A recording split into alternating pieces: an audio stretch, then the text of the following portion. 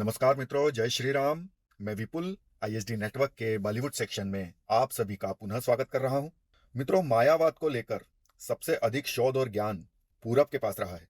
पश्चिम तो हमारा अनुसरण करता रहा। गुरु वशिष्ठ और शंकराचार्य से लेकर निरालंब उपनिषद तक में मायावाद को लेकर विस्तृत व्याख्याएं की गई है। एक नई वेब सीरीज आई है मित्रों, नेटफ्लिक्स पर आई 1899 मायावत पर बनाई गई एक सुंदर और अर्थपूर्ण फिल्म है। हालांकि मैट्रिक्स और अवतार के निर्माताओं की तरह 1899 के निर्माता ये बात स्वीकार नहीं करते कि मायावाद को लेकर पश्चिम की फिलॉसफी पूरब के दर्शन से ही आलोकित हुई है।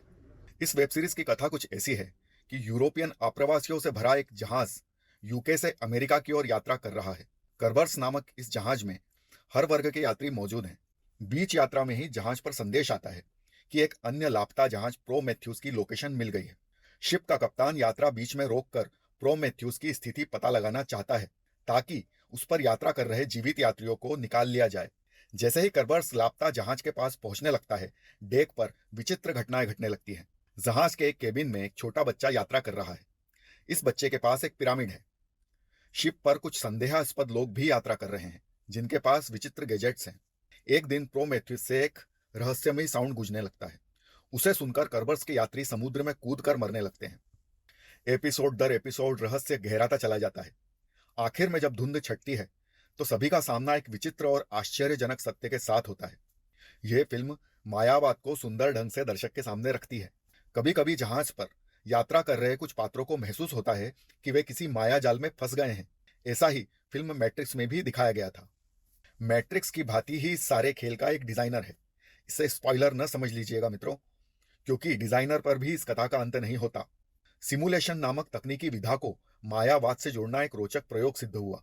फिल्म में रहस्य है, मौत का भय है, मायावाद की फिलॉसफी है और कलाकारों का स्वाभाविक सुंदर अभिनय है। ये सब मिलकर इस वेब सीरीज को दर्शनीय बनाते हैं। निर्देशक जोड़ी ने अंत तक रहस्य को बनाए रखा है। यही तो इस फिल्म की यूएसपी है। दर्शक हमेशा समझता है कि उसने रहस्य खोज लिया है, तभी वह खुद को कथा के एक नए आयाम में पाता है। अंत तक दर्शक रहस्य की गलियों में विचरण करता रहता है। इसलिए किसी मूवी क्रिटिक द्वारा स्पॉइलर संभव ही नहीं है। फिल्म में रहस्यवाद के साथ साथ 18वीं सदी के यूरोप की संस्कृति भी झलकती है। यौन विकृतियां उनके जीवन में प्रवेश कर गई थी, ये भी दिखाया गया है। इस वेब सीरीज के 8 एपिसोड हैं। इन एपिसोड्स में आपको योग वशिष्ठ का एक वचन गूंजता सा महसूस होगा। वशिष्ठ ने मन की शक्ति के बारे में कहा था, मन ही संसार का निर्माता है। हमारा मस्तिष्क हमें हमारी दुनिया बनाने की शक्ति देता है। इसी तरह फिल्म में एक संवाद इससे मिलता जुलता है। The brain is wider than sky and the brain is deeper than the sea. इस वेब सीरीज को वयस्क दर्शकों को ही देखना चाहिए। धन्यवाद मित्रों।